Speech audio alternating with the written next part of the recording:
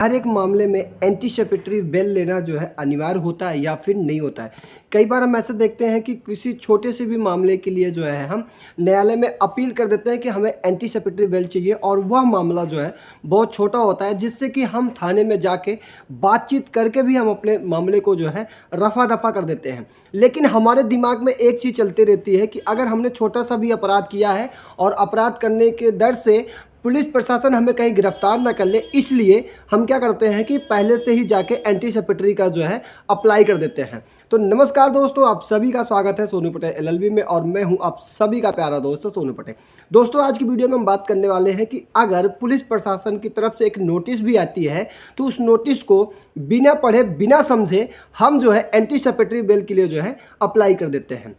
तो सबसे पहले बात करते हैं कि अगर कभी भी किसी भी थाने से या फिर किसी भी डाक द्वारा आपके पास कोई नोटिस आती है तो उस नोटिस को आप सबसे पहले पढ़िए, और पढ़ने के बाद आप उसे समझिए, और समझने के बाद कहीं आप जो है उस गद्यन के साथ जो है आप जाके जो है उस चीज़ को विचार विमर्श करके अपने नज़दीकी थाने में तब कहीं जाके आप एंटीसिपेटरी बेल का जो है अप्लाई कर सकते हैं। लेकिन होता क्या है कि हमारे पास जैसे ही नोटिस आती है, चाहे वो सीआरपीसी की धारा 41A के तहत ही क्यों ना जो है नोटिस आई हो, पुलिस ने आपको बुला रखा हो कि आप आइए थाने में, आपसे कुछ ज़रूरी बातचीत करना है, लेकिन उस दरमियान में आप बिना सोचे बिना समझे जो है आईपीसी की धारा 438 एंटीसिपेटरी बेल के लिए जो है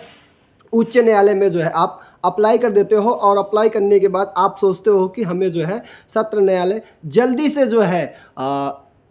एंटीसिपेटरी बेल दे देगा, और एंटीसिपेटरी बेल देने के बाद हम आराम से जो है बरी हो जाएंगे, और अपने थाने में जो प्रशासन हमें गिरफ्तार करने के लिए सोच रहा है उसके सामने हम दिखाएंगे कि ये देखो एंटीसिपेटरी बेल लेके आए हैं, अब जो तुम्हें करना हो कर लेना। लेकिन क्या आप जानते हैं कि ऐसे में जिस वकील के साथ भी आप एंटीसिपेटरी बेल के लिए जाके अप्लाई करने की कोशिश करते हो, वहाँ पर उसके डिग्री पर और वहाँ उसके जो है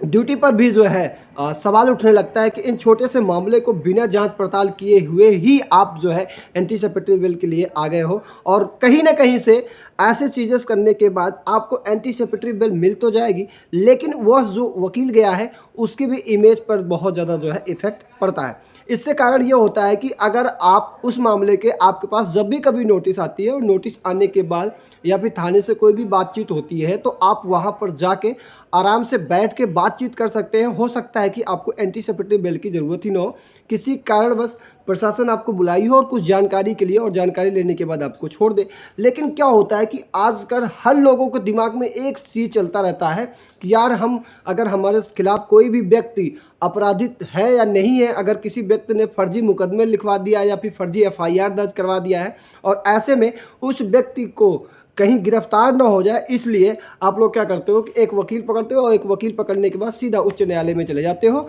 और जो है एक एंटीसिपेटरी बेल के लिए आप अप्लाई कर लेते हो, और वहाँ से जो है माननीय